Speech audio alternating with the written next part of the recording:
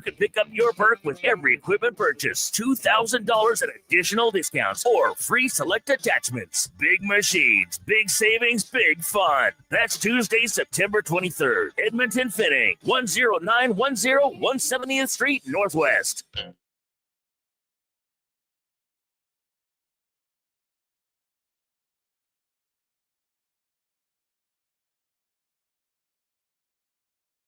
You need the lowdown? It's with Lowetide right now on Sports 1440. Presented by Wolf GMC Buick. We're making it easy. WolfGMCBuick.com.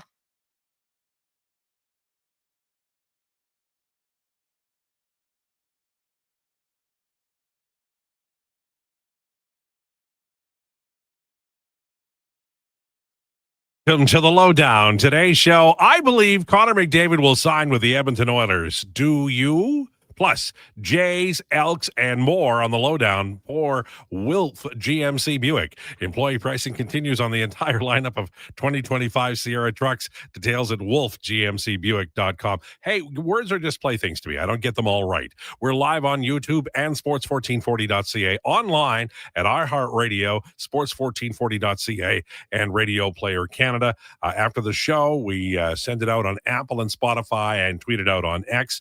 You can text or call anytime, 833-401-1440. We're on Twitter and available to you from Lowetide, at Declan Krueger, at jfenwick04, at samw1440. All right. Our guest today, our major guest is Kevin McCurdy. He'll come up at 1 o'clock. We have Declan CAA. Going to be a fun show. I promise. Some Connor McDavid audio, and then we'll parse it and put it into pieces, and we'll talk about it, and we'll make our predictions about how long the contract will be and how much coin annually. First, though, the introductions. His most famous radio moment so far is incorrectly blurting out, McDavid signed, and hopefully we hear those words again soon so we don't have to blame him forever. Ladies and gentlemen, it's Sam Wilness. Sam Wilness, how are you? I'm doing just fine today. Do you find that your broadcast career is inhibited by the length of your hair and your inability to actually see things? A little bit of a 50-50 on that. It could be a little bit of both. Yeah, I honestly, I think that may be a little bit of a problem. You got the rock and roll singer thing. You're like, you could sing for Deep Purple, except you're not, you need to see the board.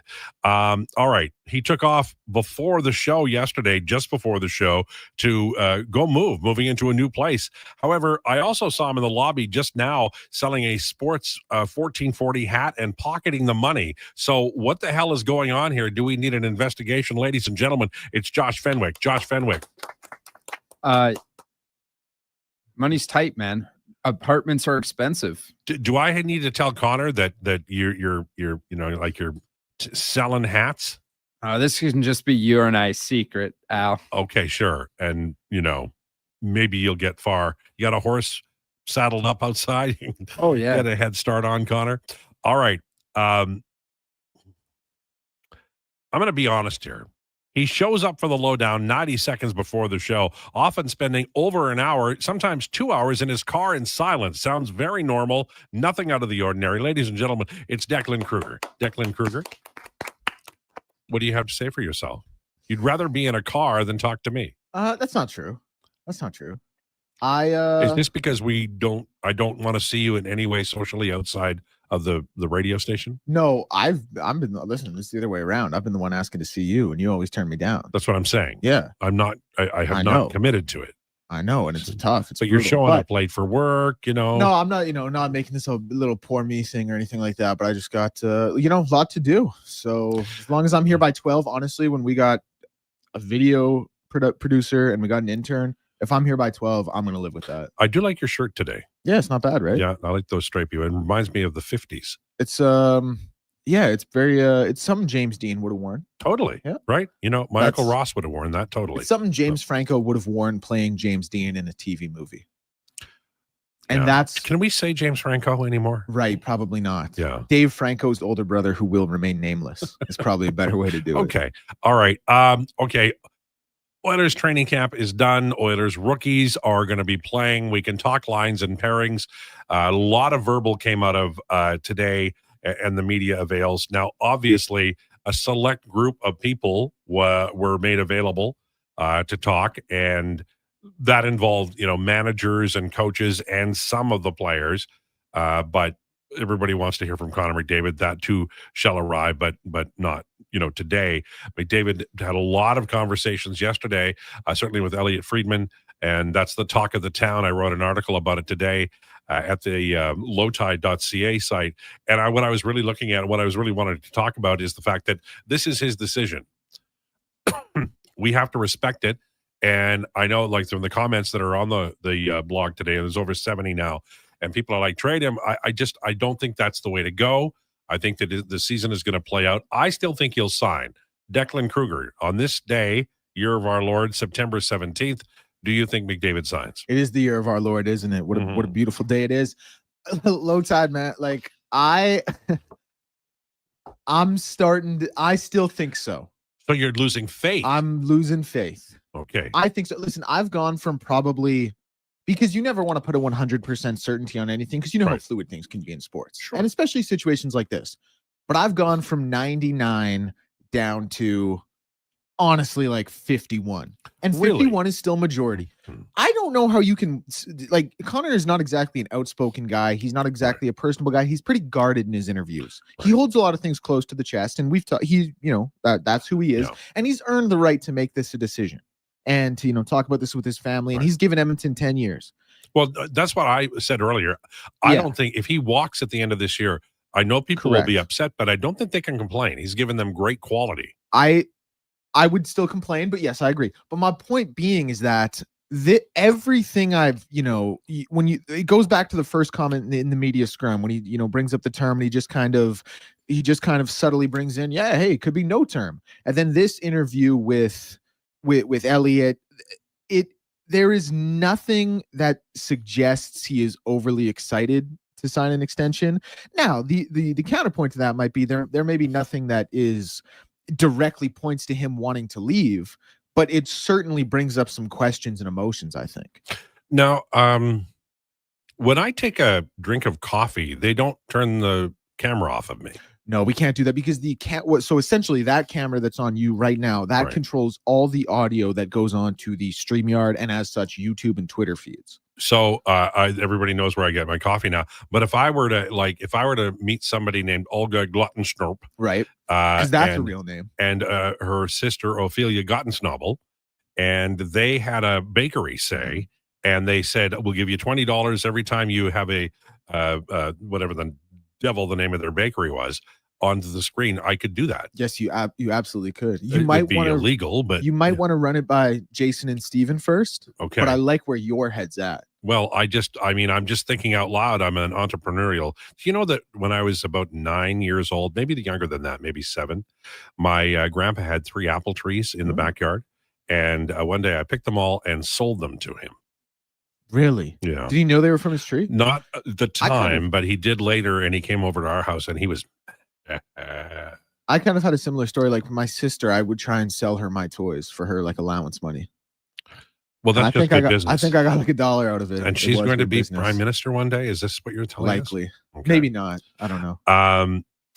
So a few things I want to just, because the you're going to hear all day and all night, all the conversations that went on today with the media and with the players and the word that we got from each individual. Sounds like Zach Hyman is not going to be ready, may not be ready for the season, but the coach anyway is pretty positive about things that will go soon.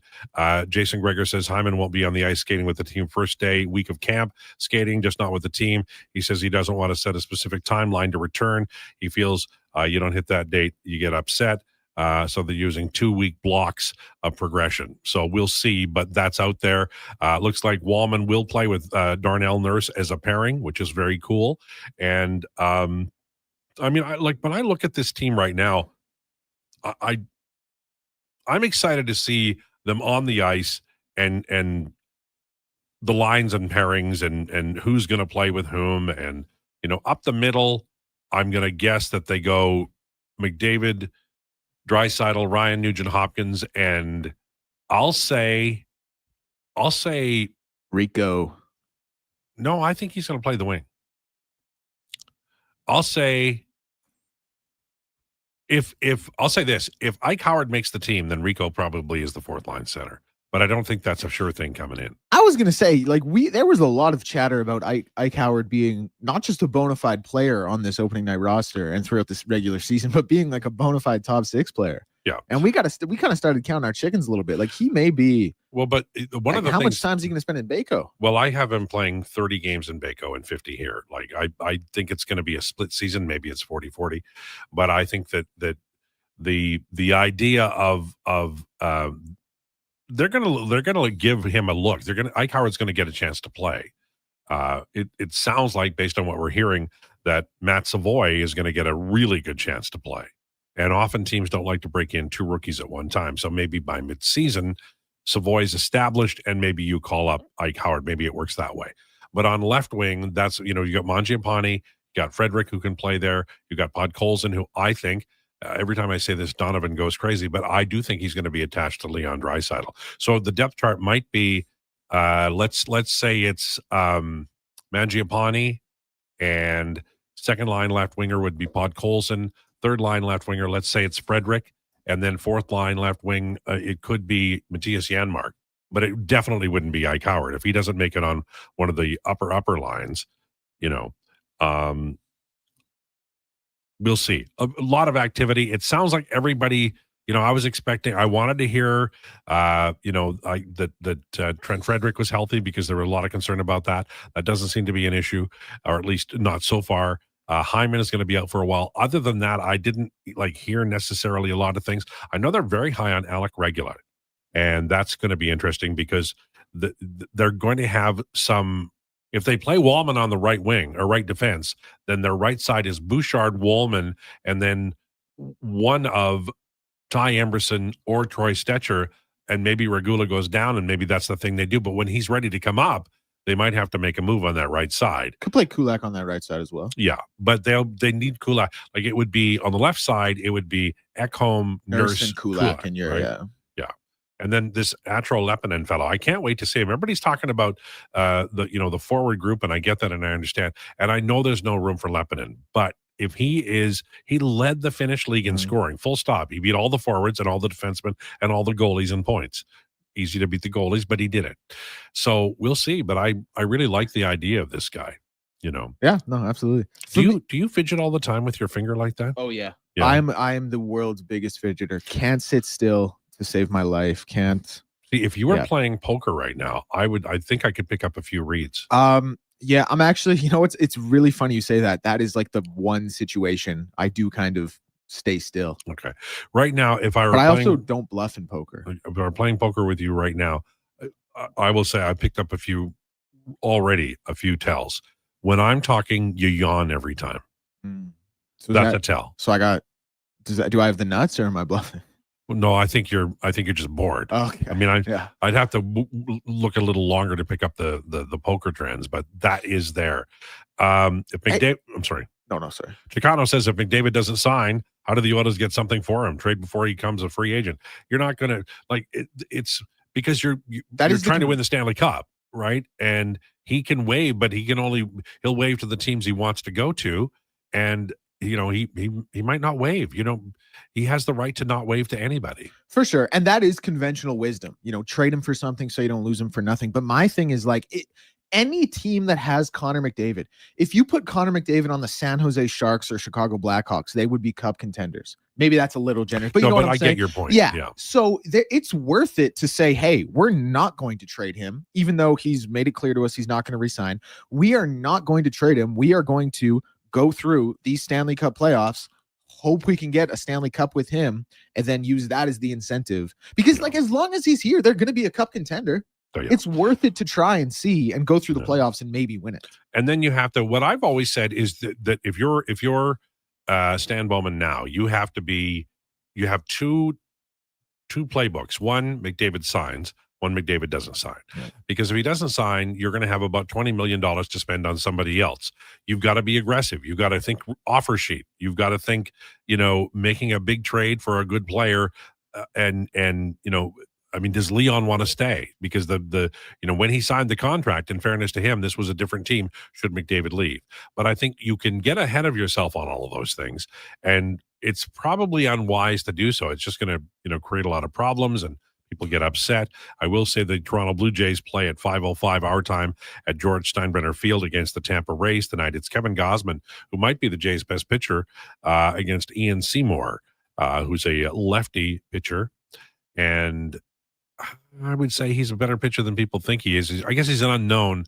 And when you see him, you'll go, man, that guy's pretty good. But Gausman has pitched very well for the Jays down the stretch here. Lowetide, I got a kind of a crazy scenario for Connor McDavid if he doesn't re-sign. Do you want to hear it? Sure. So there's another guy out there who's pretty good, who's eligible for a contract extension, and that's Cale Makar. Imagine Connor makes it clear he doesn't want to re-sign here. 1-for-1 trade for Cale Makar. They now sign extensions in their new cities. Connor McDavid is much better, and you would rather have Connor McDavid. But if Cale Makar is the piece coming back, yeah, you probably live with that. I mean, you don't really live with that because it's like you're losing Connor McDavid, but it certainly makes it hurt a lot less. Well, the one thing that I will say is that we know that's not going to happen because no, I know, but Colorado would never. They're trying to win the Stanley Cup, so they would never trade Makar. But it's an interesting one to think about. It's a fun one to think about. Sure, and I'm going to. No, I'm not going to say. Okay. I thought I was going to say. I love how you were humoring me a little bit, like, "Hey, that's a fun little idea, little guy." But it was kind of. Well, I have this conversation with people online all the time. They're like, "Well, just trade him." Like, get McKinnon. But if the Colorado Avalanche want to trade for McDavid, they want to add him to McKinnon and Makar. And so what you would do is, I think, if you were the Oilers, I have a feeling that a lot of the guys who are not signing right now, and I'm not going to exclude McDavid from this, but we'll go with the Minnesota Wild winger, Kaprizov. I mean, I think he's going to end up with the Rangers. And I've felt that for a long time. So I think that you just have to allow for the fact that the delay and the vague language is because these cats want to leave town. You can't just deny that. It is there, and you have to realize that it could occur. I'm going to block today. Connor McDavid has the right to do this. We have to respect that the possibility exists that he won't be here a year from now. I believe he'll still sign. But it's not like I'm connected. It's not like I know 1,100 people. I'm just basing it on the fact that he has presented himself in a certain way. He has been sincere and honest with people. He doesn't duck out. He is undecided, and he's told us why. And then we still guess about maybe there's another reason. But he'll make his decision, and then we'll know. I don't think the Oilers are going to be able to trade him unless it's like a Marner deal. Where they get a fourth line guy and then sign, McDavid and then send him over. To me, those are the absolute worst possibilities. And I don't blame the Oilers for not even contemplating trading him because I don't think you can. And I certainly don't think you can get anywhere close. And fans would be so outraged by it. Remember, they've got season ticket holders who are expecting to see Connor McDavid all this year. But I do think a lot of fans would be forgiving in the fact that, if he's going to walk for nothing, you get some back for him. I do think a lot now, obviously the no move and he might not wait, but I do think fans would be understanding in that regard. Yeah. Boy, if they trade him for a first round pick and some guy who's playing in the AHL, there's going to be more help. Well, yeah, that's, Cale Makar and 2 firsts. Sure. That's my trade. Well, I maybe Cale Makar and 1 first. I honestly believe that there's not enough do you know who Bill James is? Oh yeah. Okay. Bill James won the in baseball one of his guy, right? Yeah. I'm talking a lot. So we got to take a break right away, but I'll just say this. Bill James, in one of his abstract, he gave values to players in about 100 trades. So he'd say, Willie Montanez is a pretty good first baseman, but he's a platoon player. He's a 5. Robin Yount is an MVP. He's an 18. So he assigned numbers from 0 to 20, right? So Connor McDavid in a 0 to 20 scale is a 50. So you can't stack enough 5s and 20s and 10s to get to McDavid to make the trade make any sense at all. That's how much better he is than pretty much everybody else in the National Hockey League. And so I think trading him would be very difficult, and trading him for value would be impossible. All right, we're going to take a break. On the way, we have Declan CAA at 1:40. We're going to be talking to Kevin McCurdy at 1 o'clock. Rumors is straight ahead. Lowdown with Lowetide on Sports 1440 and YouTube. This is Sports 1440, a Stingray radio station broadcasting on Treaty 6 territory. Download the free iHeartRadio app and listen to CKJR wherever you go. Japa Machinery Group knows that XCMG may not roll off the tongue, but Japa's team will help keep your construction jobs rolling on time and on budget with heavy equipment sales and rentals. Visit japamachinery.com to find out more. I'm Colin Livingston, president of Cantor, proudly delivering world-class hydraulic torque wrenches in Canada since 2016. I'm thrilled to announce our in-house production of tool components and accessories for faster turnarounds and enhanced versatility. The future is here at Cantor.com. You wanted local sports on weekends. Saturday mornings at 9, check out the Saturday Sports Setup, where we'll tee up what's happening on the weekend sports scene. Tune in Saturday morning at 9 on Sports 1440. Diablo Boots sells only Canadian-made work and biker boots made by Canada West. No American or boots made in China, so no tariffs. All of Diablo's boots have replaceable soles and heels for longer life. Sizes 6 to 14 Triple E. Buy quality, buy Canadian. And support Canada West and Diablo, the two best names in the boot business. So save on boots by Save On Foods. That's Diablo Boots, 3340 Gateway Boulevard on the east side of Save On Foods. Buy Canadian. They're terrific. Friday, September 26th. Get ready for a one-of-a-kind experience with two of hockey's most legendary enforcers. Century Casino Edmonton presents an evening with Marty McSorley and Kevin McClelland. Hosted by Louis DeBrusque, they'll take the stage for an unfiltered night of stories, laughs, and memories. Hockey legends Marty McSorley and Kevin McClelland at Century Casino Edmonton. Friday, September 26th. Hurry, get your tickets now from Ticketmaster.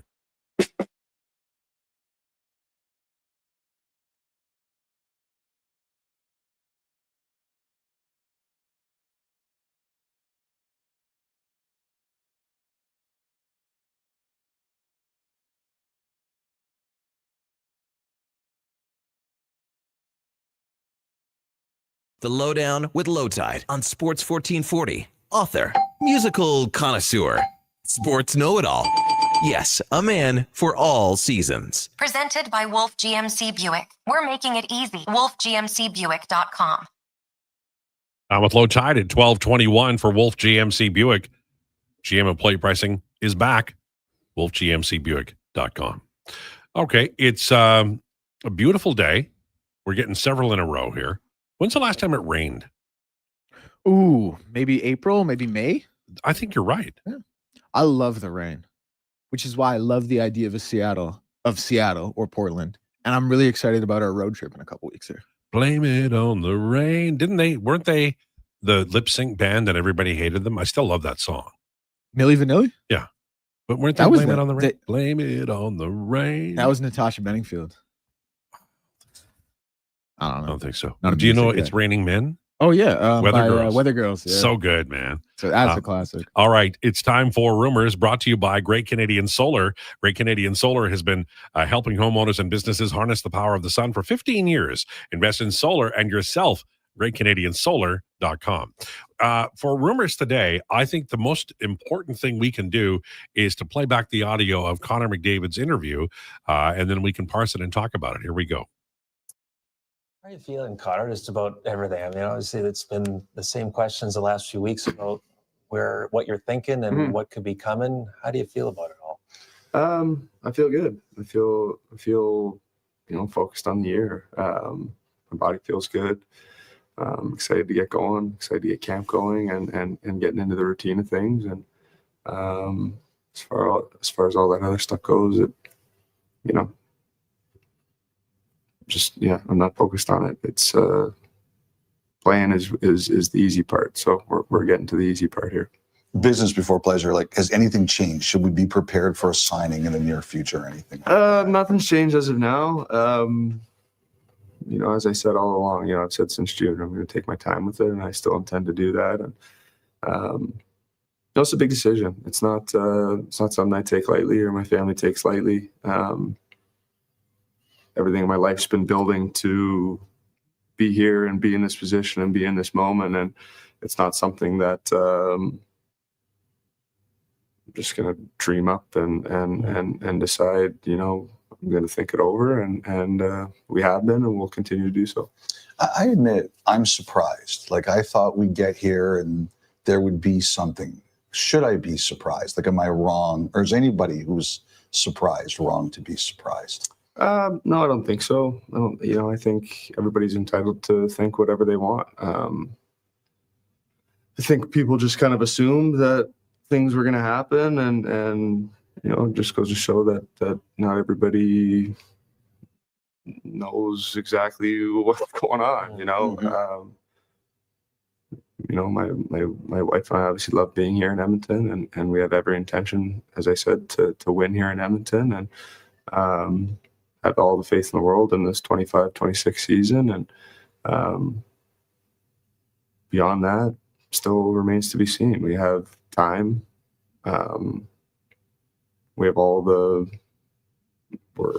it's our decision, basically. We've earned that. And we're going to take our time with it. I guess last one for me on this, Connor, is just what do you want to see? Like, when I'm sure you've told the Oilers, this is important to me. This is what gets me to commit for however long I decide to commit. What is that? Yeah, that's a good question. Truthfully, what do I need to see? I guess the answer is nothing. All the pieces are here for 25-26. It's going to be a feeling. It's going to be when the time's right, the moment's right. I think it'll just be a feeling. But as of right now, just excited to get the season going, really. So it's just such an interesting interview. Connor McDavid is obviously all in on the 25-26 season. And, the verbal from him is vague enough. So you really, you're trying to parse it and you can't catch it. It's in the ether. And I mean, my question, I guess, coming out of all of this is, and I do, he said it right. He does have the right to, figure out what he wants to do with his life. He spent, going to be 11 years in this city trying to win a Stanley Cup, and they've been close, but they haven't won it. And, you can say, well, let him play out the season, win the Stanley Cup. But I think you're threading a needle a little bit in that this would be hovering over the team for the entire year. And maybe they handle it well. This is a mature team for the most part. And maybe they handle it beautifully, and maybe they win the Stanley Cup. And after that, or at some point in time, maybe Connor McDavid signs before free agency or shops around and then signs with the Edmonton Oilers. But the one thing that has changed, and I do think that there are fans pushing back and saying, oh, you guys, the one thing that has changed is a lot of people said, well, you know what, he'll sign before camp. Well, we're here. And then people are going to say, well, he'll sign before the opening of the season. Well, maybe, and maybe he won't.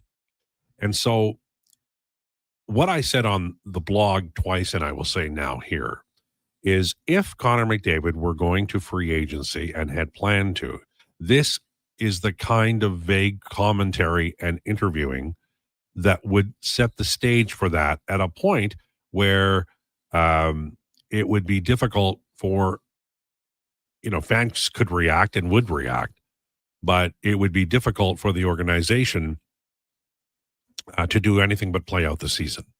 So we've just seen this. So this is not something that we have to, think about and figure out what might occur. We saw it in Toronto.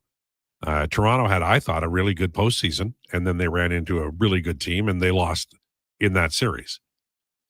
And the relationship Marner had with the Toronto Maple Leafs and Leafs fans was far different than the one Connor McDavid has. Connor McDavid is revered in this town. And I don't see that changing no matter what happens. Although it will on the the outskirts, and that's fine because the outskirts have always been the outskirts. But he's built up a lot of goodwill here. I think everybody believes he does have the right to make his decision. I'm not terribly surprised that it hasn't happened yet. But I will say this, that either Daryl Cates, Jeff Jackson, and Stan Bowman know for a certainty how this is going to turn out. Or they've already had the conversation and decided there's nothing they can do now. The die is cast. You know what I mean? Like a trade or anything like that is not in the offing. Because the Edmonton Oilers are a business and they're a brand. And the protection of that brand has to be paramount for everybody involved. People have bought season tickets. They're expecting to see Connor McDavid. I don't think you can trade him. But beyond that, you have to make a decision as an organization somewhere along the way that says, if he does leave, what are we going to do with that $20 million? And who do we target? And is it somebody for an offer sheet? Is there a young player out there we can offer sheet and they could come in and have an immediate impact, not at McDavid levels? Because I don't think you're going to be able to trade McDavid at all. And when you do, I don't think you're going to get what Marner returned, which is not a lot, really. You know, who did the Toronto Maple Leafs replace Mitch Marner with? Well, like Nicholas Roy, kind of. Yeah, but I mean, the winger is going to be a young player making, 2.1 million or something. I mean, if I go to Puckpedia and I look at their depth chart, I mean, they have a really good team. I'm not putting them down, but Marner was I know everybody goes, well, the playoffs didn't do anything. He was a substantial part of that team's offense, and you need offense to win hockey games. So, what is it? How much is it? What can you do? What can you get done? And at that point, if you're the Toronto Maple Leafs, like right now, you're still, I mean, I know for a fact, I read this morning, they're still looking. They want a center. Okay. Great. But your top forwards now are Austin Matthews, William Nylander, Matthew Nyes, John Tavares, Max Domi, who's hurt, Matthias Michelli. I mean, I guess you could use Nicholas Robertson, but they seem hesitant to use him in any kind of role that is a feature role. So you're missing one of your high torque offensive players, and you haven't replaced him. They still have $1.9 million in cap space. They could make a deal. They could trade from an area of strength. Maybe they trade a veteran defenseman. Not all of them have no movement clauses. But it's going to hurt. They won't be the same team, the high-flying offensive team that they were a year ago in the regular season. Maybe they'll be better for the playoffs. You have to make the playoffs, too. I got a question for you. Mm-hmm. How many people, and it's kind of irrelevant in the grand scheme of things, but how many people do you feel like are Oilers fans versus McDavid fans? Oh, that's a great question. I think at the end of the day, thank you, Chris Pronger. Right. At the end of the day, Oilers fans will 95% to 100% will be Oilers fans after whatever occurs. Yeah. They sold Gretzky, and Oilers fans cheered like hell the following year. They booed Gretzky. Oh, yeah. And this would be, I mean, Gretzky was sold, unceremoniously. Like if McDavid leaves, I couldn't even imagine what his return would look like. Yeah. And one thing that I hope, and I'll express it now, and I don't want to imply that I know Oilers fans, because I know that that's a large group and there's going to be different constituencies. But I hope that whatever occurs here, that people do remember the decade plus by the time this contract is over, he will have given to this city and this team. When he arrived, they were a mess. They had to trade most of the 2015 draft to get a team that had a chance to do anything, and they still missed the playoffs. So McDavid has, I know you won't agree with me, but that building that you go to, that gorgeous building, it's kind of the house McDavid built. And so, the world will change in a lot of ways, certainly for ownership, certainly for fans, and certainly for the team, should this come to pass. And I honestly don't think, just so you're clear, I think he will sign. That's another thing I was going to ask. At what point do we all kind of take off the rose-colored glasses a little bit and Mhm. maybe really dig into the like. At what point? When would you accept he's leaving? Would it not be until the end of this coming season? No, I think that he will tell fans whenever it is, and that's when you'll know. But what I've But said, there would be signs leading up to that. Like sure, there would but be like, if you interviews get like to this Christmas and he's still saying, Yeah. I don't know, then you know it's done. So However, Christmas is your deadline. well, I mean, it could be before that. I'm not sure. I remember Marner being interviewed, and he said the same things deep in the year, and it became clear. But you know, I think more important than what I think what the organization think, they have got to have had a backup plan in place. I don't know if they have Well, they have to. now, but I don't know if they planned one before. No, but There doesn't seem to be a contingency plan in place. Now, granted, we may not know it. No, but they can't. I don't think they can trade McDavid. I don't think that works at all. You've got season ticket holders who bought tickets and they want to see a Stanley Cup victory. But McDavid's a part of that. You got to run it out.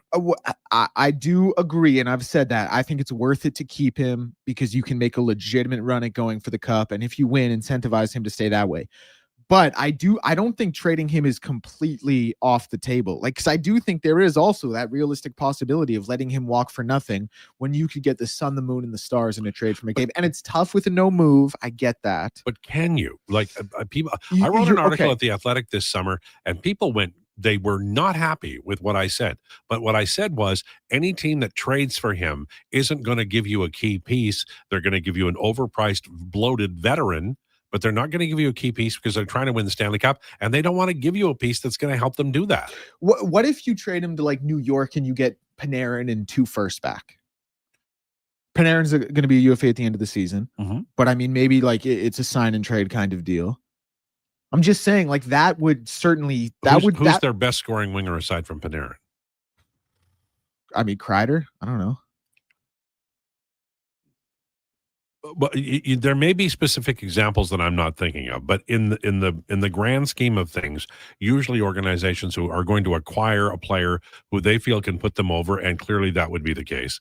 God, he makes $11.6 million. Holy, he's smokes. Very good. You know, Mika Zibanejad would be a more attractive option. In the last 5 years, Artemi Panarin is the 5th highest points per game in the NHL. That's pretty shocking, isn't it? You're surprised to hear that. Think he would play well with Leon? He's not really a Leon kind of winger. He's not, but like him in 2 firsts is a heck of a lot better. It is for sure. Especially if you don't win the Stanley Cup. I'd rather have Lafreniere, but that's okay. Really? Well, because I want somebody you can build with. Because I agree, because Panarin's old. He's like 35. Right, yeah, but he's leaving at the end of the year, and that's what I'm saying. You'd have to like get him on like a 2-year. Russian guys sign in New York. Yeah, you're right. And when they don't sign in New York, they sign in New Jersey. He wasn't the best example, but I was just thinking like someone who's like a high profile name with money coming back that's similar. Well, I think Zibanejad would be a good one, and I do like Lafreniere, even though he's 7.4, which is crazy, but I like him as a player. I don't know. Yeah, I like him as well. I don't know if I love him for 7.4, but at that point, like you're trying to find something that sticks. I don't know. But I think the Oilers have to have a plan. I would rather, I mean, this lends itself to the Panarin trade. I would rather see the Oilers spend that $20 million on McDavid in the summertime in offer sheets. I think what they should do is be extremely aggressive and say, all right, you jack-o'-lanterns. In St. Louis, you take our young players, and now McDavid's leaving. We're going offer sheeting, and we're going to be heavy into that. And we're going to offer ridiculous contracts to players long-term to come here and play for us. Go rogue. But they have to have a plan. Now, it's 12:39, so we have to take a break. I don't know why you're getting me on these tangents. It's all your fault. Was this me? Lowdown with Lowetide on Sports 1440 and YouTube.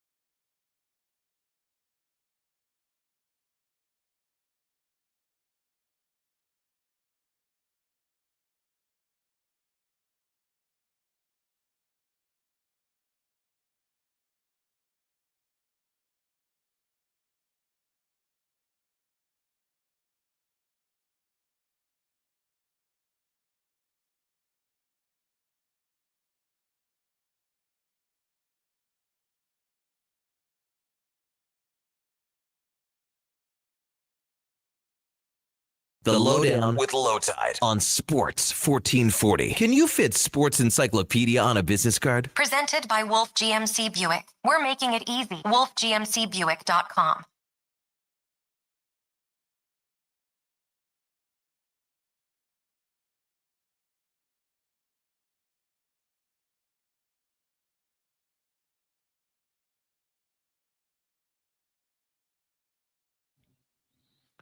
Lowdown with Lowetide on Sports 1440 for Wolf GMC Buick.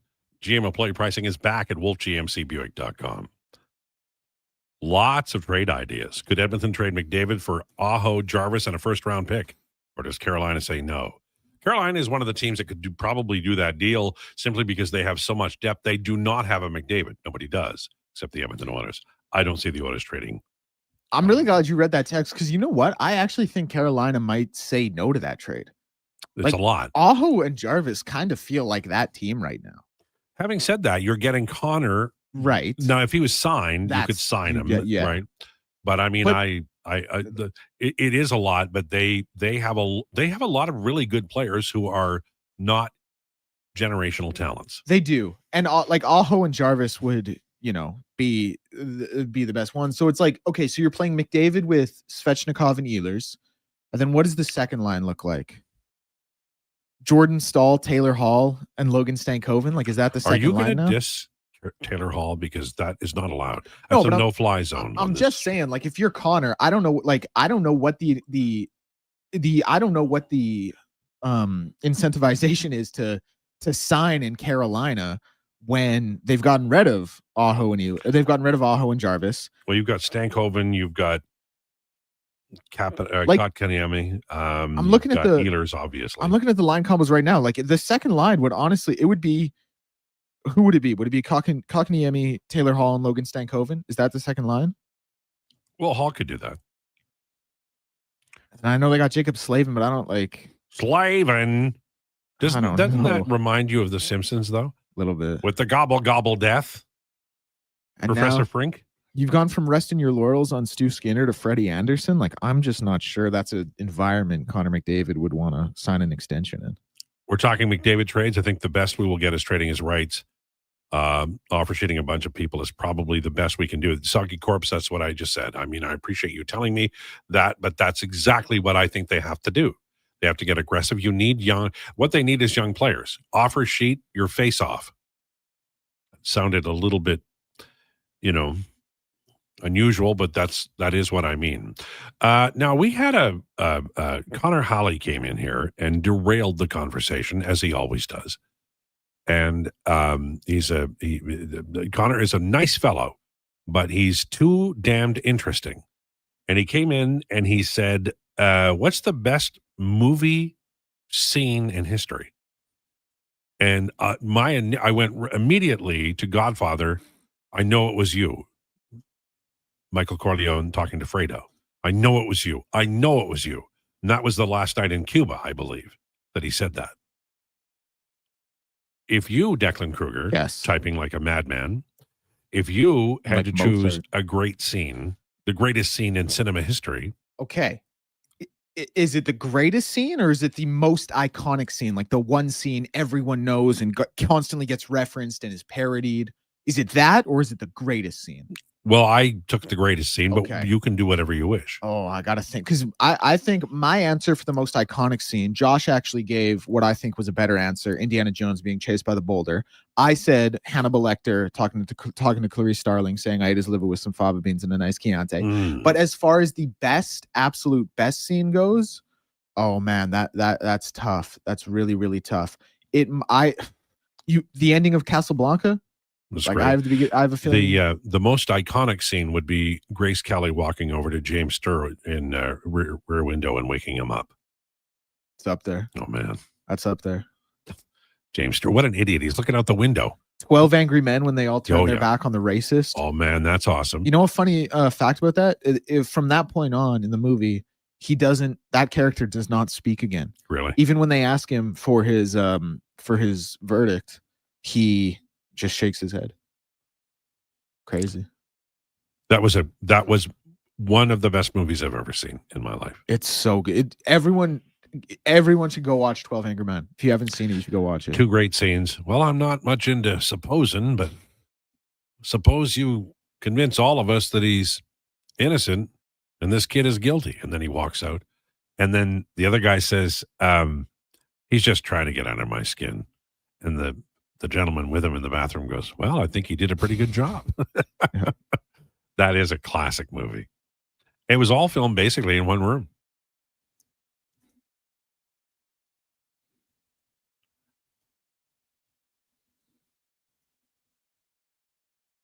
Referring to both issues discussed, you can't handle the truth. Opening scene to Saving Private Ryan. That's a good answer. You know, I read that war vets would go into like shock and have panic attacks watching that scene in the theaters because it was like so Too realistic. much, right? It was so realistic. Yeah. I still don't. You know,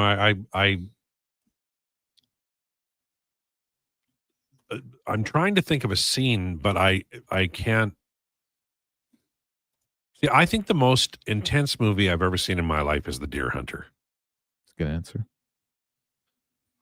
But if I had to break it down to a specific scene, I couldn't. I don't think I could I think you just have to watch the whole movie. The Russian roulette scene. Yeah, but I mean, what leads up to that is also just, I mean, that's a great movie. If we offer a sheet, we won't be able to trade many picks this deadline. So our last year with McDavid won't have any upgrades on the roster. I trade him 1-for-1 a guy like Kaprizov or Eichel. But so you're just losing that trade. You're just getting objectively worse. They're not trading you Eichel because they're trying to win the Stanley Cup. They're trying to add a little bit or add McDavid instead of Eichel. They want both of them. That last battle scene in Platoon is classic. You shall not pass. Do I feel lucky? Well, do you, punk? Jerry Maguire, you had me at hello. That is a really good scene. She's at her Tupperware class. Is it? What is she? What group is she with? Is it just her friends and they're all dissing? What do you got? He's trying to get his. It's the Divorced Moms Club. Okay. Right. And then there's just inexplicably the dude that's there, although he is the nanny. And also, she's not divorced. I believe her first husband died in Jerry Maguire. I thought no. She was divorced for sure. Do you people spend any time doing anything but watching movies? What's grass? Josh is that was funny. Josh is a cinephile. Yeah, he loves his movies. He knows his movies. That was an amazing pull on an obscure movie. Well, not obscure. Jerry Maguire is not obscure. Well, how was the last time you watched it? That's a great question. It's not really streaming much anymore. So probably 2-3 years ago. Okay, well, that's still a great pull, 2 and 3 years old. Jerry Maguire, you can watch it like twice. You don't have to be rewatching that one every year. Oh, that's rewatchable. What's your favorite rom-com and why is it When Harry Met Sally? It's not actually. I think it is, in fact, The Notebook. Maybe Annie Hall. I don't Maybe think you should go. Either of those are Maybe you should rom-coms. go. You don't think Annie Hall is a rom-com? The Notebook maybe is not. And maybe Annie Hall. not a Yes, sorry. rom-com. My apologies. Annie However, Hall is a cute movie, but it's not When Harry Met Sally. It would. Did it win the Oscar for Best Picture? The wagon wheel coffee table scene alone. When is Harry, brilliant. I think When Harry Met Sally is like a degree overrated. You should It's go. the original rom-com. You should go. Annie Hall was the original rom-com. It came out 9 years before. Sorry, my When Harry Met apologies. Sally. Or 12 or something. You need to get When Harry Met Sally is the rom-com that is now like The standard. the book for which all of the rom-coms were made. I can buy that. I also thought The Notebook wasn't a rom-com, but it had enough. It's very romantic. It's very it had enough. There was some funny stuff in there. Well, Annie Hall was funny too, where he says that cockroach is the size of a Buick. Yeah, he had some great lines in that movie. Yeah. You're gonna need a bigger boat. Best option if he walks is to replace him with Eichel, but that's the best option. I would criticize a general manager for trading Eichel for McDavid because you want them both, right? You're trying to win the Stanley Cup. But that's pretty unrealistic. Like it does happen, but there has to be some give and take in a trade scenario. Okay. When's the last? Well, that's a difficult question because nobody trades McDavid. You'd sign him in this era. Exactly. Yeah. NBA would be better. I think we need to stop talking about trading 97. Bowman and Jackson will have a plan that will occur after the Oilers season is over, and I'm sure it will be the Tkachuk playbook. Find out where 97 is eyeing and find out a swap that will work for that team's cap as well. Well, I mean, the Tkachuk situation was certainly more attractive than the Marner situation. But again, I go back to I'm still convinced that he is going to sign with the Edmonton Oilers. Luke, I am your father. You know what's funny? He never actually said that. He said, "No, I am your father." You're all nerds, every damn one of you, except me. Yeah, true. In a fantasy baseball league, and I've written a blog for 25 years. Hey, you guys are nerds. There's nothing wrong with being a nerd. No. Do what makes you happy. Everyone should do what makes you happy. Well, it kept me out of trouble. I didn't get into gambling or become a realtor. You know, I stayed the straight and narrow. It was a joke. I am followed by, and I follow a million realtors. They're all beautiful people. If you ever want to sign, just ask them. So many signs. Would you buy me a house? Yeah, just like the Hot Wheels you bought me. Okay. Yeah. Fair. In fact, I got a house for you. It's on my kitchen table. What do you think of that, big boy? Okay. He might not buy you a house, Declan, but I'll build you one from scratch, and then I'll write you every day. Boom. You know what that was? Notebook reference. My head hurts from you two. What do you do with your lives? I mostly watch sports. Do you have a dog?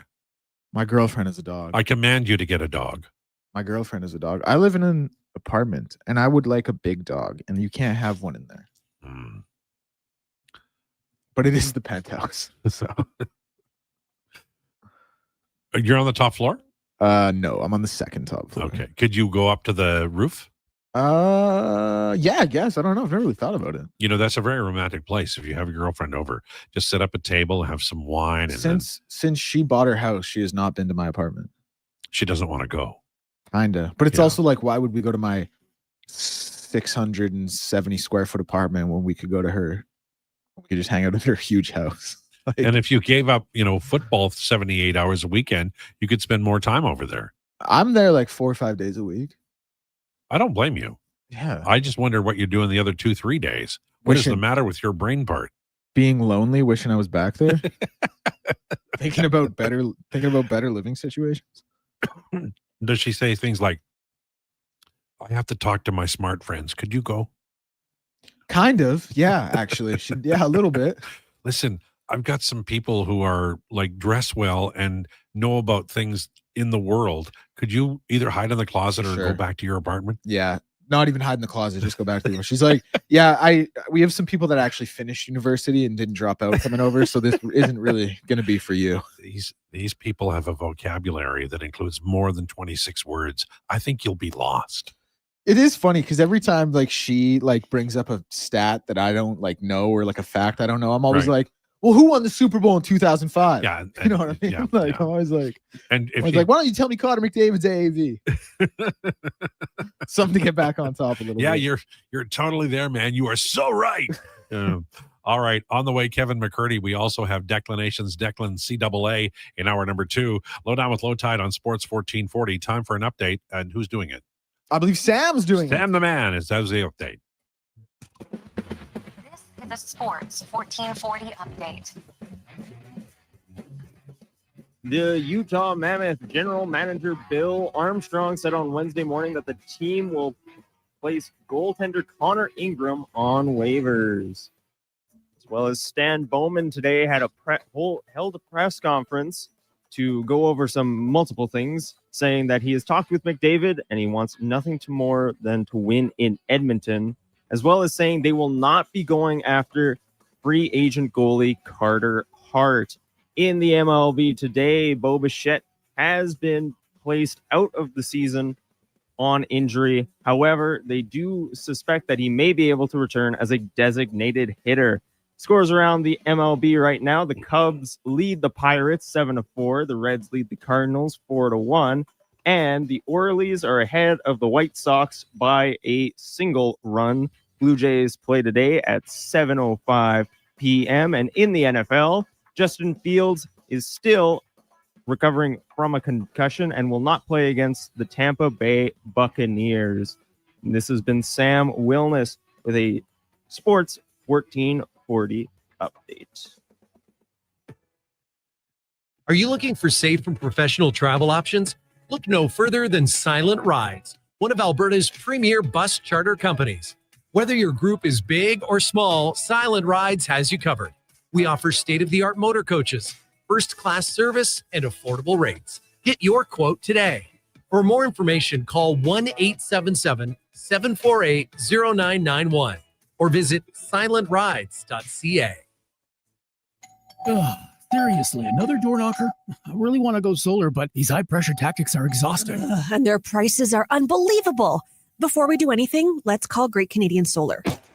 There's a better way to go solar. Great Canadian Solar provides honest advice and fair pricing to save you from overpaying. They're easy to deal with and will never put pressure on you to buy. As a trusted local business for over 15 years, Great Canadian Solar will support you in your solar journey. Visit greatcanadiansolar.com and call today to get started. I'm a little hungry. I've got booster balls from Booster Juice. Booster what now? Booster balls. They're little protein bites packed with nutrients, chewy, crunchy, yummy, and new flavors all the time. Like this little guy, the new mint chocolate booster ball, peppermint cocoa, coconut, peanut butter, maple syrup, all rolled up into a delightful little bite-sized snack. Why am I just hearing about this now? I don't know. Can I have one? No. Booster Juice, Canadian born, blending since 1999. Excavators, loaders, lifts, compaction equipment, and more. Find the XCMG construction equipment you need. Available for rental or sale at Japa Machinery Group. Japa, helping build Alberta from the ground up for 50 years. Visit japamachinery.com. At Fountain Tire, get up to 25% off select tires, up to $125 off a set of 4 select Goodyear tires, and $50 off $150 service until October 18th. Restrictions apply. Book today. Fountain Tire. We're on this road together, Canada. Ford employee pricing is on now, and you pay what we pay on the Ford you want. Visit your Alberta Ford store or Ford.ca today. Stop juggling lowest bid contractors, because at Wetaskiwin Ready Mix, one call does it all. From concrete supply to cribbing and pumping, we've got your project covered. Locally owned and operated, Wetaskiwin Ready Mix is proud to deliver on spec and on time every time, because we know quality concrete isn't cheap, and cheap concrete isn't quality. Send Wetaskiwin Ready Mix your blueprint. We'll handle the rest. Wetaskiwin Ready Mix, 780-352-4301.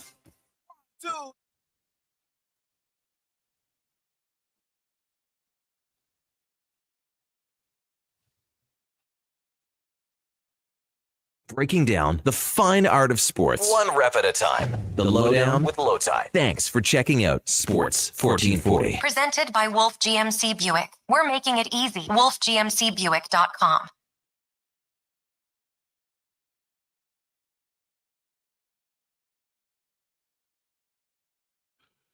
It's the Lowdown on Sports 1440. Cubs up on the Pirates 7-4 currently. MLB continues. Jays are in Tampa tonight. Gosman on the hill. The Lowdown brought to you by Wolf GMC Buick. GM employee pricing is back on all Sierra trucks, plus great finance and lease rates on new GMC Terrain and Buick SUVs.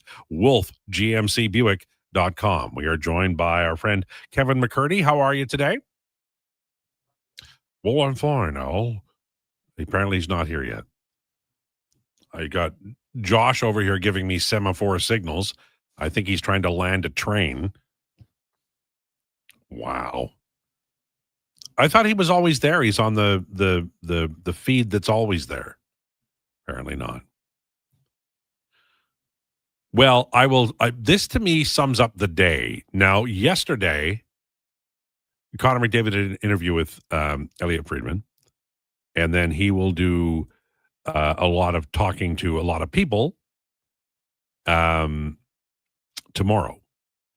But today it was the media's opportunity to talk to the general manager, the coach, and some of the players.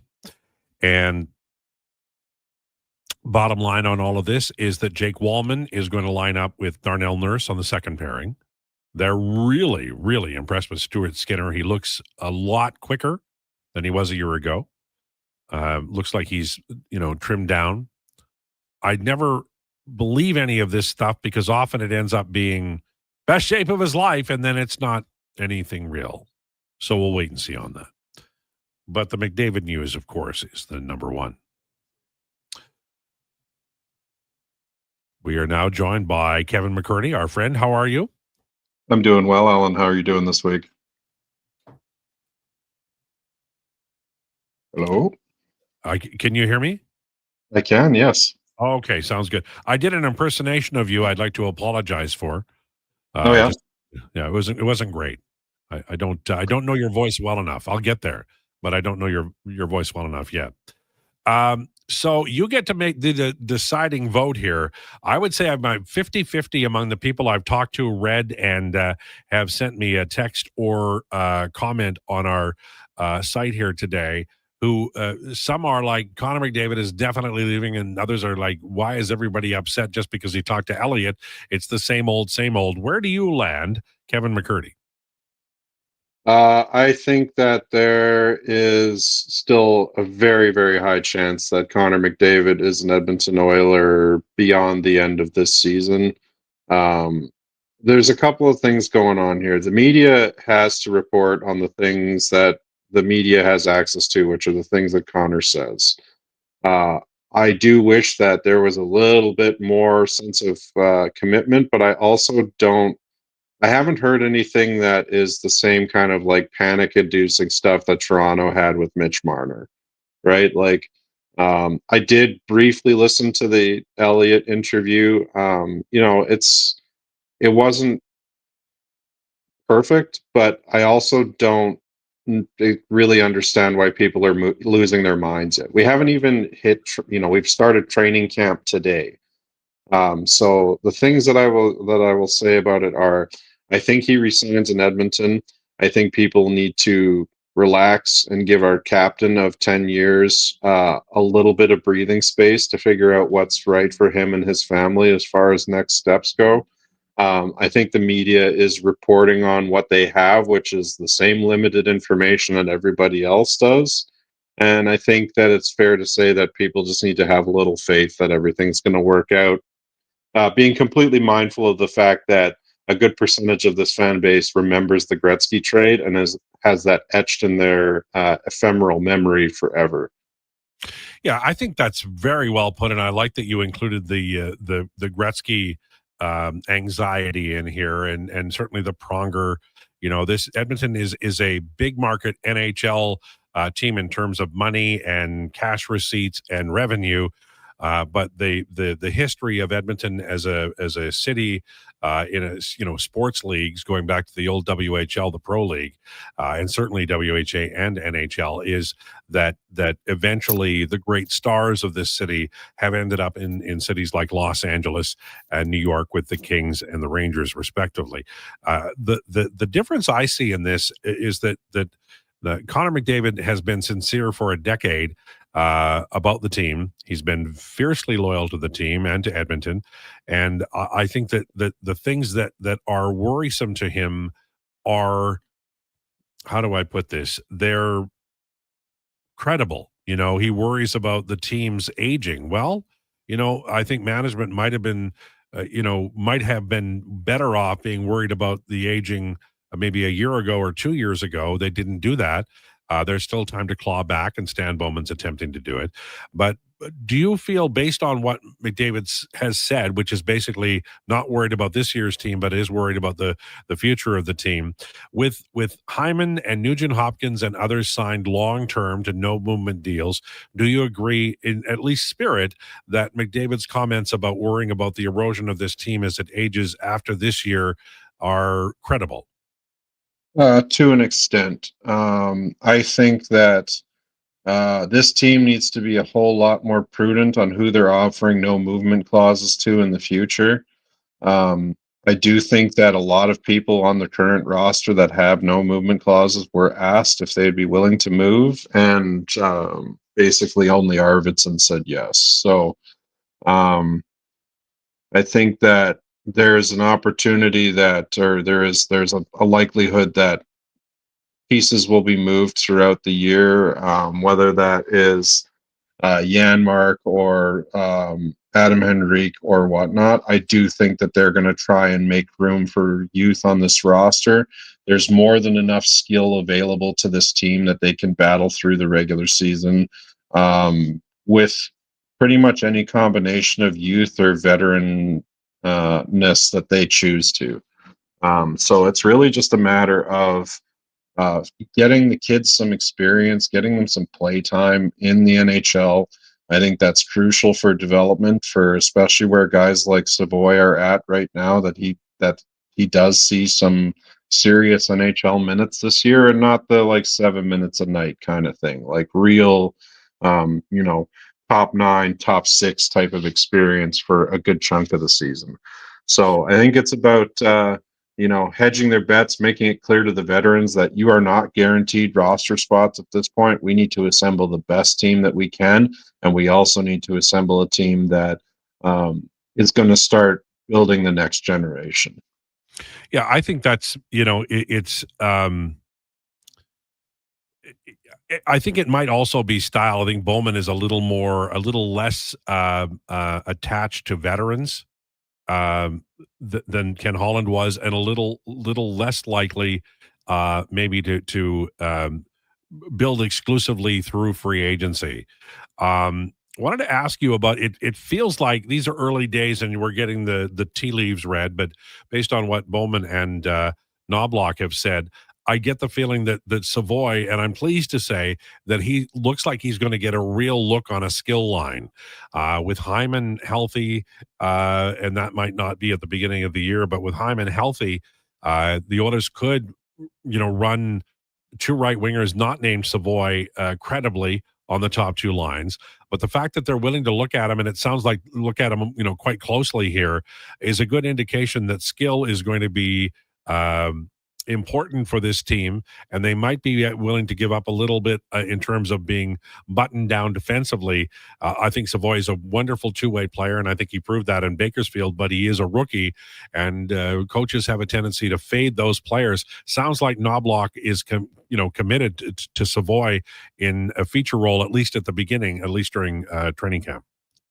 Yeah, I want to see Savoy and Podkolzin with Draisaitl. That is the line I want to see, and I want to see lots of it. I think that both of those guys are dudes that play into Leon's skill set and his preferred style of play in general terms.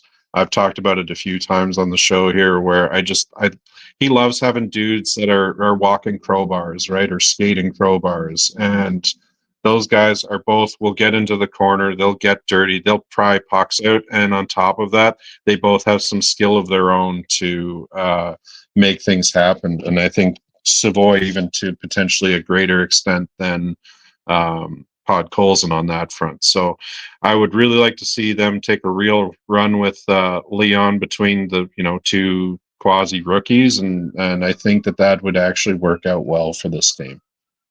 The word came down from the coach today that Nurse Wallman will be the second pair. We've talked about that before. If Ekholm's healthy, the Bouchard-Ekholm pairing and an effective Nurse Wallman pairing would do a lot to help this team, and if healthy in the playoffs as well, to win the Stanley Cup. But that would be I think a pretty strong top 4 for this team. Absolutely. Yeah. If I remember the comment right, Wallman said that he's happy to play either side, but he wants whatever side they have him play on, he wants to stay there. Mm-hmm. I think that's a reasonable expectation to not be bouncing back and forth. I think that's something that Kulak struggled a little bit last year with. It's a mentality thing, right? I used to be, having been a much lesser defenseman a long time ago, the change from left to right makes a difference to your instincts, and it showed last year when Ekholm was playing on his offside and he got roasted for a goal because he took one stride the direction that would have been right if he was on the left, and was wrong because he was on the right. Those kinds of things matter at the pace of this game. So I think if they're willing to commit to Wallman and say, yeah, you're going to play the right all year, I think that's a fantastic solution to that top four situation. I blame the coach on that, though, right? He was on his offside and he had that injury. I think he was put in a terrible spot.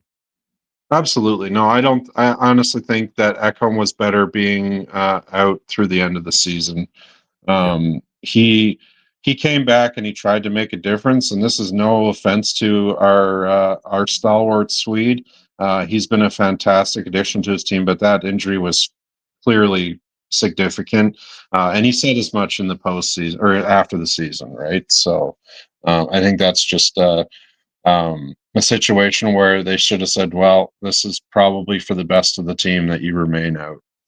So we've seen the Kevin McCurdy as our guest on Sports 1440 and the Lowdown with Lowetide on and on YouTube. So you've seen the rosters. There are some interesting names, but it's pretty much everybody that we knew anyway. What are your thoughts, and who are you looking for in the first few games and maybe first week and a half of training camp? I really want to see where some of the younger guys are at, especially, since it would be a great opportunity to see them in training camp. I'm also really interested to see what Stuart Skinner looks like. He's down a few pounds over where he was last year. I think that, we can look at the fluffing comments from the team about him looking better and faster and more agile. And honestly, if that's the case, then you have a goaltender that, as controversial as he can be in this market, is better than a lot of what's available. Better than Carter Hart in terms of sheer statistics, better than Connor Ingram in terms of expected goals. I think if he's dropped a few pounds and he's worked with the goalie coach and other goalie specialists all summer, let's see where he's at, and let's not be too rash on the judgment. He just had a kid last year, and I think that anybody who's had children understands that sometimes things like diet and training regimens sometimes slip in those cases. So if he's gotten back to the best version of himself, then I think that's going to be a huge boon for this team. Yeah, I agree with that. I think that's a really good take by you. One of the things that I would really like to see on this team during preseason is an airing out of the Europeans, and by that I mean we've had a lot of talk. People are sort of all in on the idea of having a long look, whether it be at center or on the wing. People want to see David Tomasic in training camp and preseason. But I find myself, as we get closer to training camp, absolutely enthralled with the idea. I want to know what Atro Lepinen is. And I'm old enough to remember Reijo Ruotsalainen and Risto Siltanen, and sometimes Finnish defensemen who have offensive ability can surprise you with their ability. And my sense is, based on the scouting reports, is that there's a lot of chaos in his game. But I don't know what his game is. I would like to see him play deep into training camp. Do you have a curiosity about him?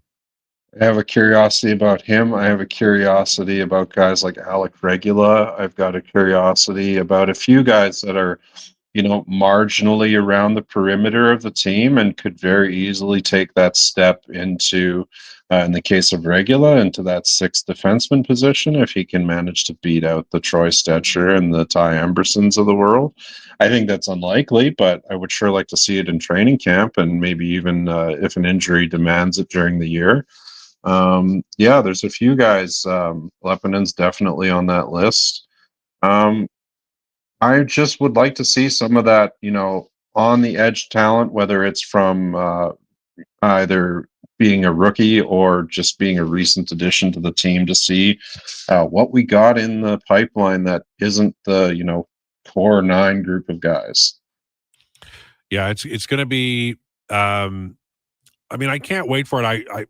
I know they had the rookie tournament, and I know that we got the list of players yesterday, and I really did enjoy, and I'll go over them again. I enjoyed the interviews and the insight we have. But getting them on the ice and lines and pairings are so much fun. So, final question for you: do you have a preference for the top two lines, at least early in camp?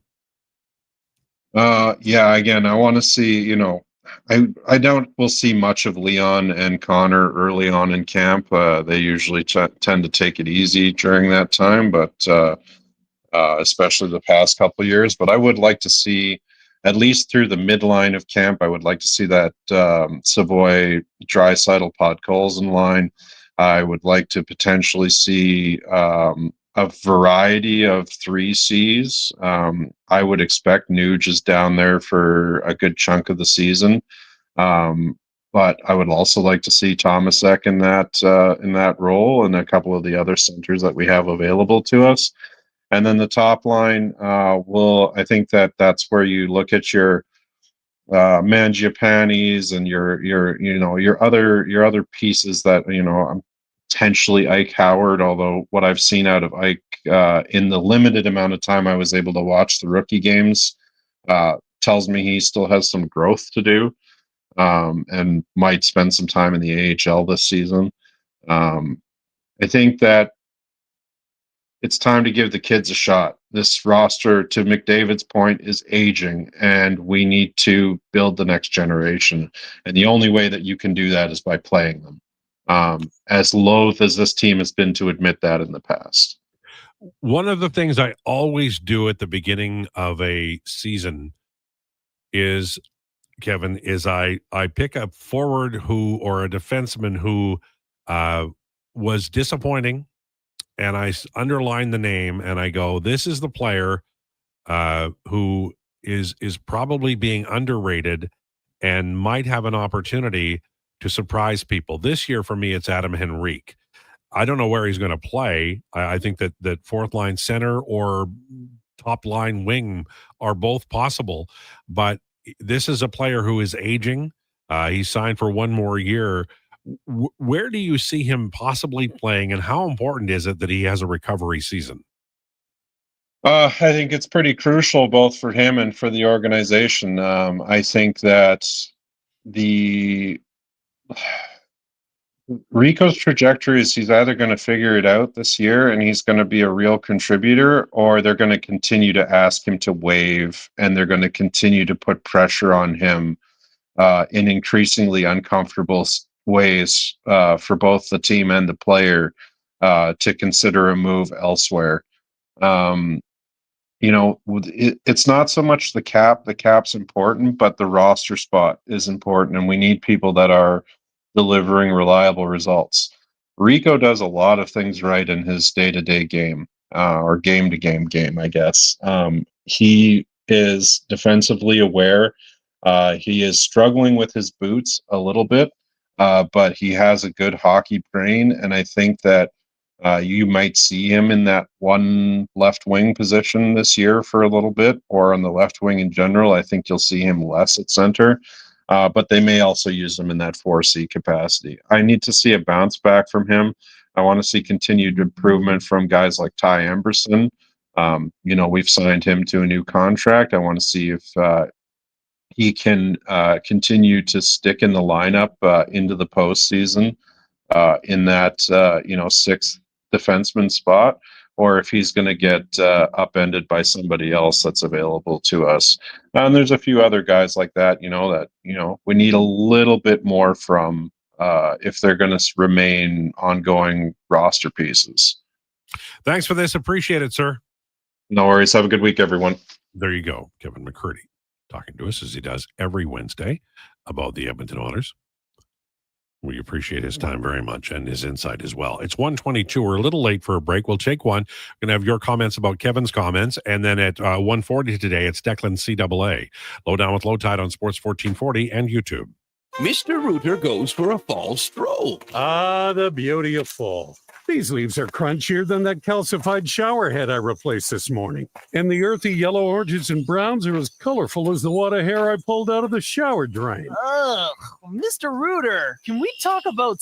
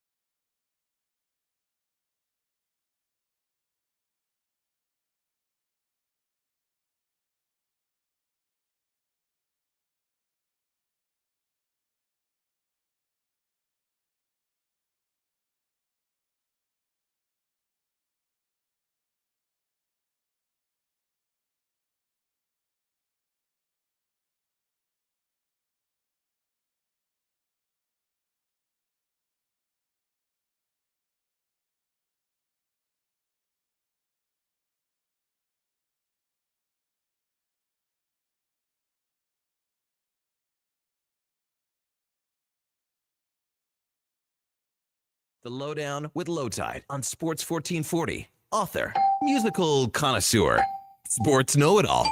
Yes, a man for all seasons. Presented by Wolf GMC Buick. We're making it easy. WolfGMCBuick.com.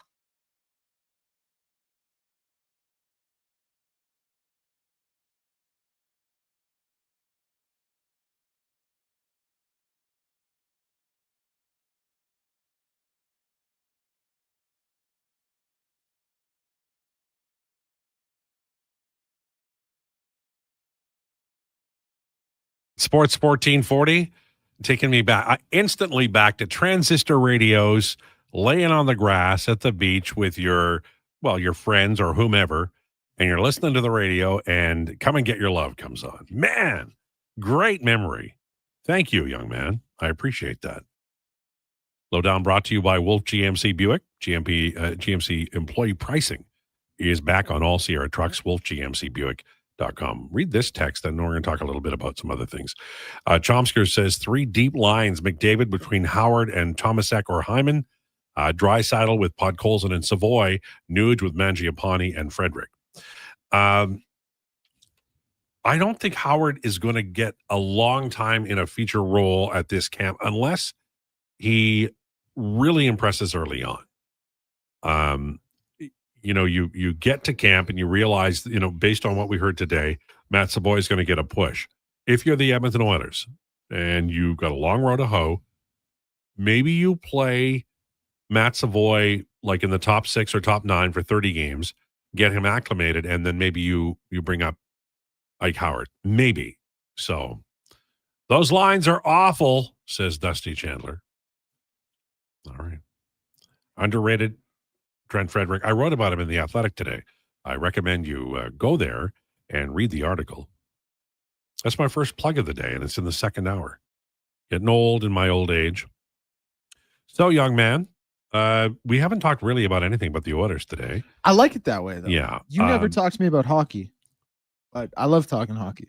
So, well, it's, you know what? And you're right. I always bring Donovan in, and then and it's because you're so good at basketball and football. Well, thank you. That's very kind. And Josh is good at highlight.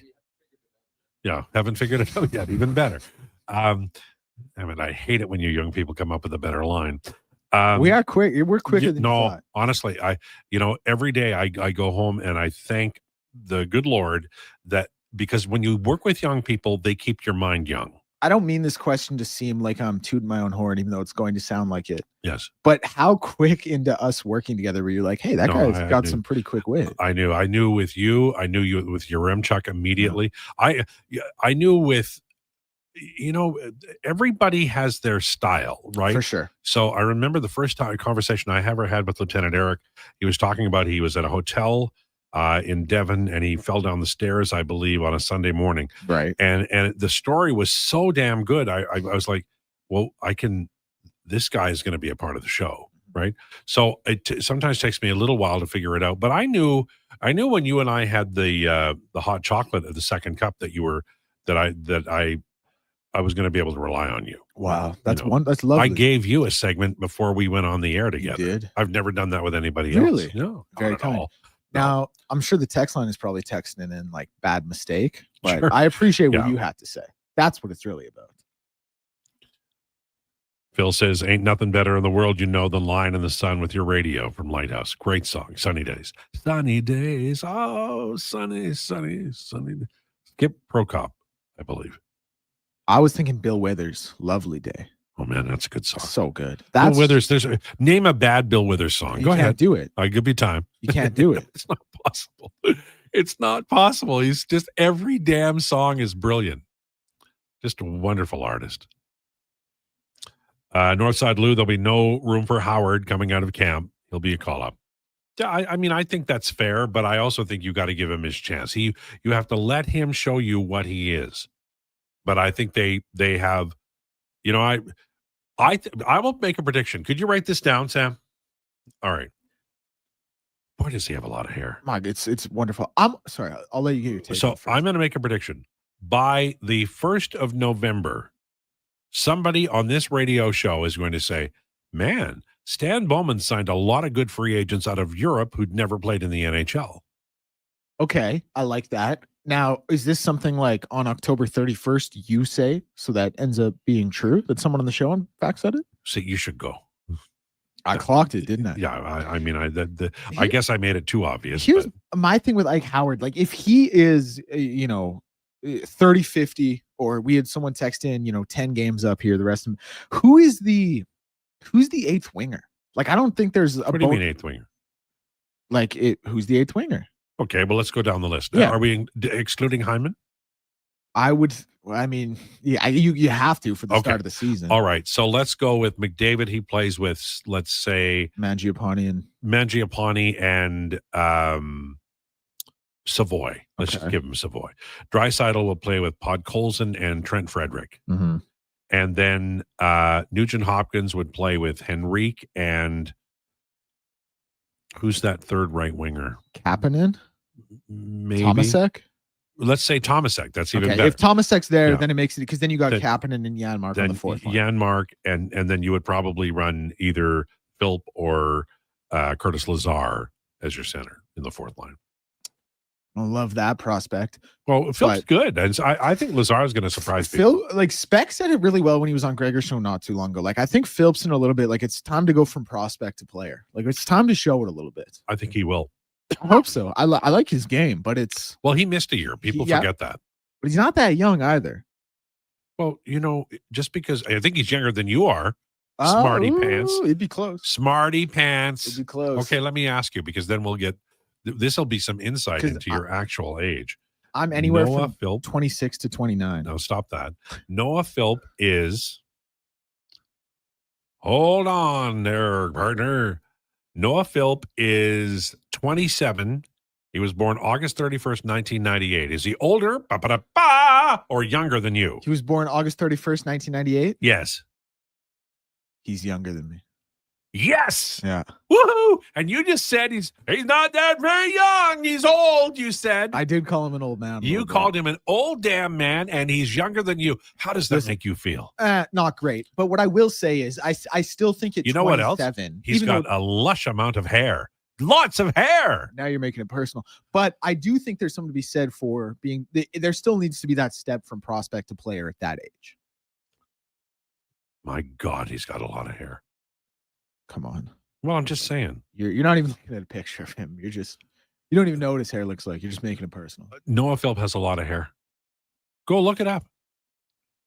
I don't want to see. And I could be a little classier about the entire thing.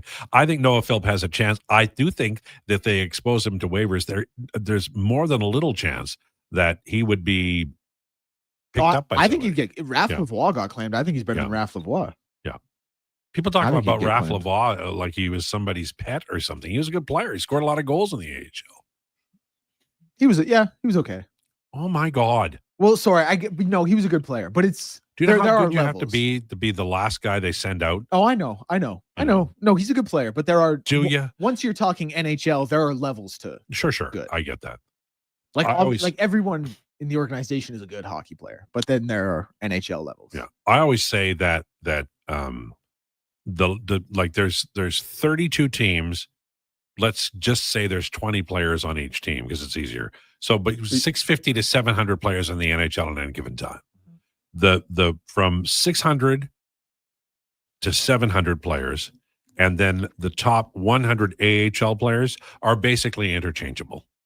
Yep, I would agree. It's kind of like practice squad NFL guys versus CFL stars. No. Here's the other thing I would say. How come the camera is closer to your head than it is to my head, and my head is still bigger than yours? Ooh, I don't know. I might be because I'm leaning in. Also, just because of the general camera setup, we can adjust the zoom. No, I just think I have a bigger head than you do. Yeah, you do.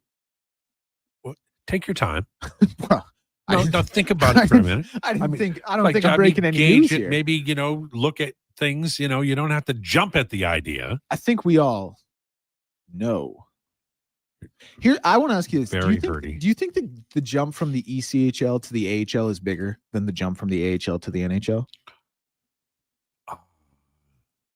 No. Okay, interesting. I think there's no bigger jump. I think the jump from the AHL to the NHL is a bigger jump than a jump from college to the AHL. Really? Yes. I disagree with that. Okay. What about I said college to the AHL. Yeah, no, I know. What about college? What about junior to the A? It's tough, but I think that there's an adjustment period, but it's not a long time. By Christmas, these cats are all scoring, if they're any good. Yeah, like if they're Christmas good. of their first year. Yeah, but there are a lot who aren't good who are supposed to be good. Well, Ryan McLeod was a pretty good player out of the box. He was a second-round pick. Yeah. Raphael Lavoie was pretty good out of the box. He was a second-round pick. He wasn't as good as McLeod, though. No, because he wasn't as fast, Yep. I also predict that by the end of November, people will be saying that Stan Bowman made a terrible deal when he acquired Ike Howard. That may be happening now. And that isn't how you have to look at a trade on a 5-year trend. 5 years after a guy gets acquired or is drafted, then you can make up your. Oh, okay, here we go. Oh, and then we'll take a break.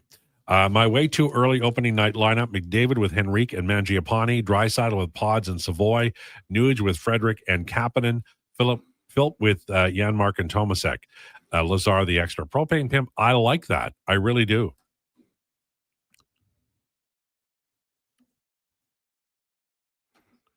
I find Declan to be quite a fascinating young fella. I'm 53. He seems like he's 53 at heart.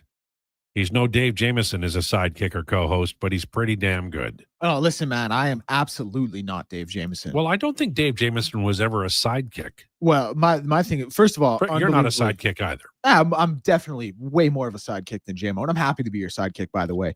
But I think I was JMO's sidekick. Well, listen, that's a very kind text from Hot Salsa, and I'm obviously nowhere near Dave Jameson. I would never pretend to be. Well, he's not even in the building. But to even be, compared to him in a sentence means a great deal because he is a pro's pro, and I love him dearly. Oddball, you sent the funniest text in a long time, and I can't read it. It was a good text. Right? I can't read that, can I? It's so funny, guys. I wish you could see this text, but we can't read it. How can I tell the people what it is? Oh, I know what I can do. Couldn't male pattern baldness be only on the Mexicos? Yeah. It's not bad. Okay. It's you maybe actually could have said it. Really? I don't know. Tarantulas? I don't know. Maybe this is bad.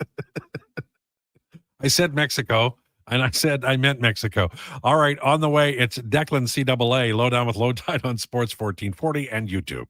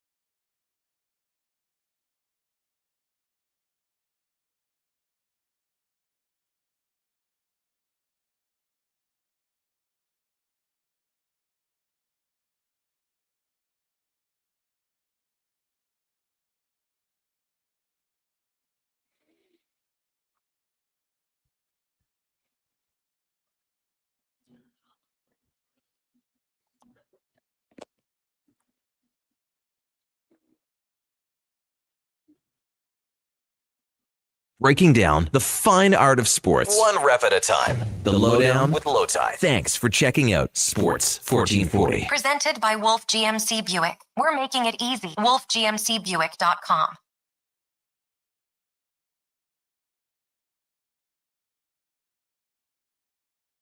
$14.40 for Wolf GMC Buick.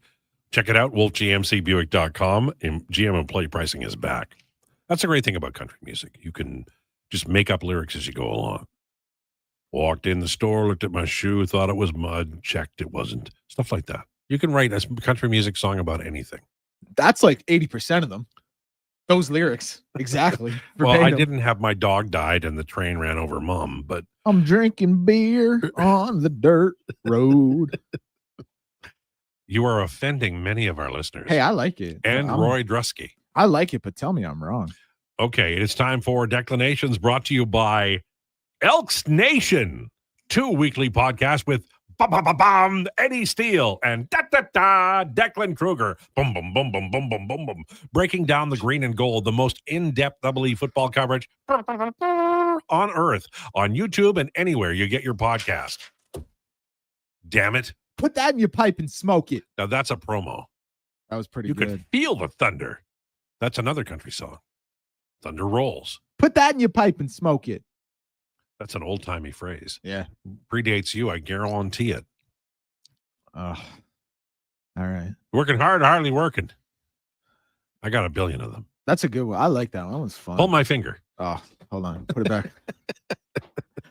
All right. Should we get into this?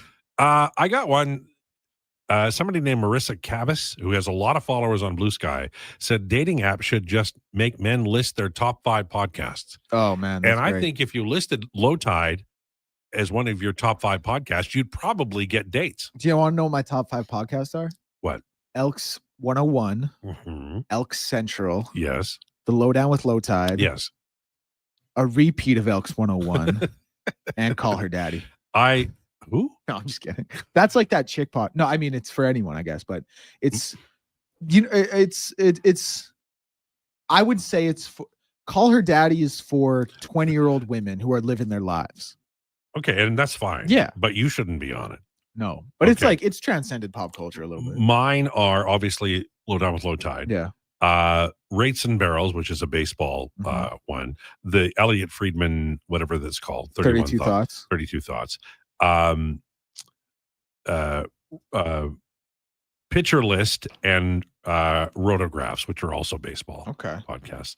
And my daughter is into the true crime ones, and they're scary as hell. They are. There are some that are like, there's some that are good, but there's some like one of the really popular ones. It's called Crime. And I do want to get to my top 12 here. It's called Crime Junkie, and it's basically they just go like.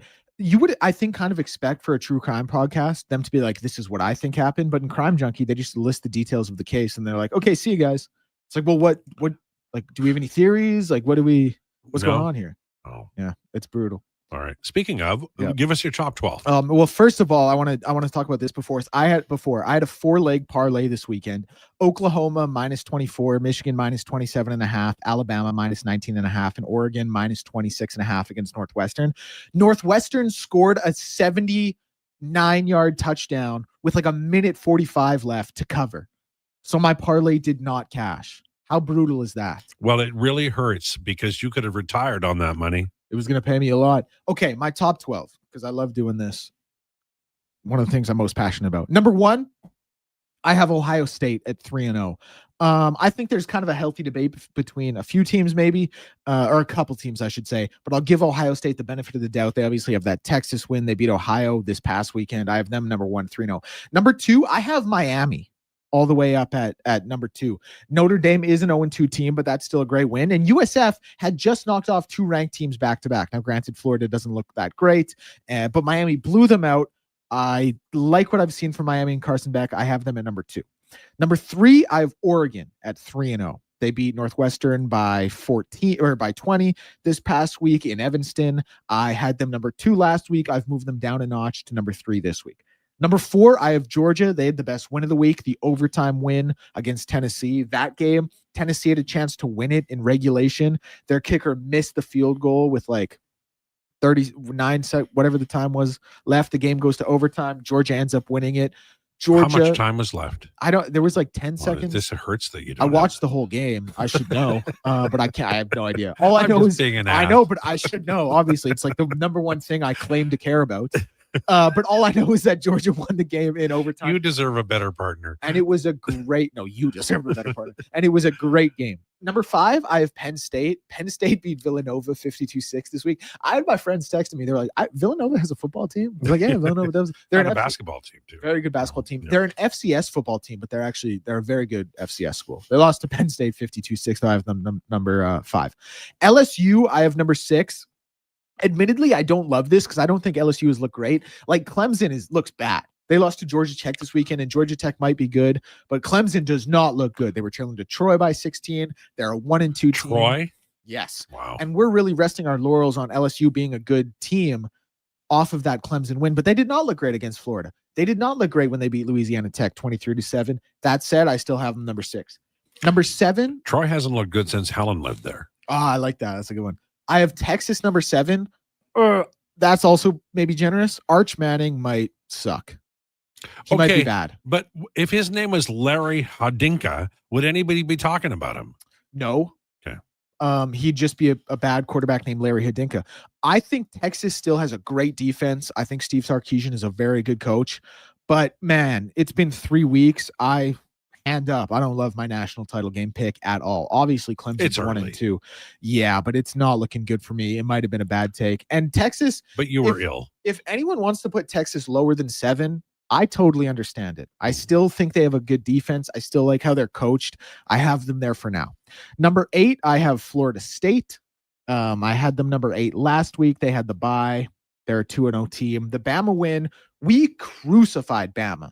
And Bama's still probably not what they were. Actually, I'll go ahead and say they're more likely than not, 99% not what they were. But they may be better than we thought they were when they lost to Florida State. I have Florida State number 8. Number 9, Lowetide, I have Texas A&M. They beat Notre Dame 41-40. Notre Dame. I know. Don't say it. Just don't say it. I know it. All I'm going to say is this. Notre Dame is 0-2. They're the first team since 1988 to be 0-2 and be ranked in the top 25 of the AP poll. Officially, they're 24th. They're not in my top 25. But I'll say this to you, Lowetide. They probably are a top 25 team in the country. But they're going to play the Guacamole Bowl. It's going to be tough. It's going to be real tough for them to get into the playoff because if Texas A&M goes like 8-4 this season, which is real possible playing in the SEC, that will hurt them. Yes. And they have no good wins left to make anything up. So like Notre Dame right now probably is still a top 25 team in the country, but I don't think you can, in good faith, can put them there at 2-0. And like I said, I have Texas A&M making their debut in my top 10 at number 9. At number 10, I have Iowa State. They're 4-0. Did not look great against Arkansas State. I 100% give you that. But they're still a 4-0 team. I thought they looked good against Iowa. They won. I shouldn't say I thought they looked good, but they won a tough game against Iowa. I'm going to give them. I'm going to keep them there probably until they lose. I'm a number 10. Number 11, I have Illinois. Illinois was a team I thought realistically could have been this year's Indiana. They beat Western Michigan 38-0. That's not anything to write home about. Luke Altmaier could have looked a little bit better. He didn't even have 200 yards passing, but I have them number 11. Number 12, I have Oklahoma. John Mateer is looking very good for my money. Their win against Michigan was a great win, and they beat Temple, who, listen, it's Temple, but Temple was still a 2-0 team. They beat them 42-3 on the road. That was my top 12. And then my group of 5 team, I'm still giving USF the benefit of the doubt. They're 2-1. Their loss was to Miami in Miami. They still beat Boise State when Boise State was top 25. They beat Florida when Florida was a top 15 team. They're only 2-1 now. Some things are going to need to change. Some things are going to need to get rectified in terms of record for the rest of the season for them to be that, group of 5 bid, or for them to be that 5th conference champion. Right. But as of right now, 2 ranked wins and a loss to a team I have number 2 in the country on the road. Even though they got killed, I'm not going to crucify them for that. So I got them as my group of 5 team. Okay. Take a breath. You only got 9 minutes left, so ease on down the road there, Buster Brown. Pipeline Steve texted and he said, how's Florida State not in your top 5? Totally pains me to say that, LOL. Well, the one thing I would say, and Florida State has looked tremendous. I think the biggest thing working against them is that you look at Florida State's biggest quality win. Their biggest quality win would be against Alabama. Ohio State has their quality win against Texas. Miami has their quality win against Notre Dame and USF, if you want to throw it in there. Georgia has their quality win against Tennessee. So that's 3 teams right there that I think are better quality wins. Then you talk about Oregon and Penn State, LSU, teams I all had above them who are undefeated at 3-0, while Florida State's 2-0. There is definitely an argument for Florida State to be their pipeline, Steve. I give you that.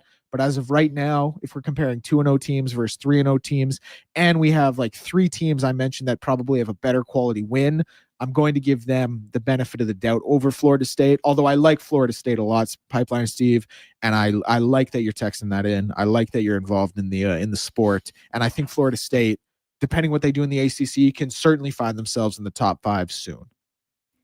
Well done. It was a good 3 minutes question. left.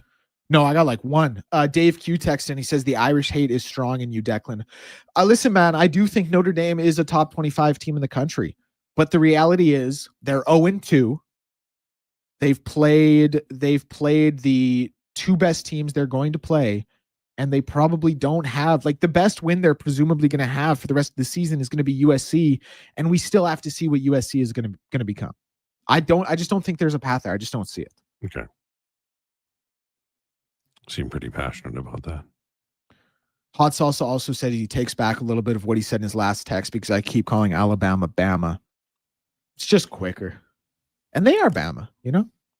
They're the Crimson Tide. Bama Crimson Tide. Deacon Blues. Do you know that song by Steely Dan? No. Call Alabama the Crimson Tide. Call me Deacon Blues. Mm-hmm. It's the same album as Hey 19, Asia by Steely Dan. Is that the music? Yeah. Okay. Well, listen, I enjoyed today. It was a lot of fun. I love coming in here and having fun with Declan and Josh, and especially Sam. Most definitely Sam.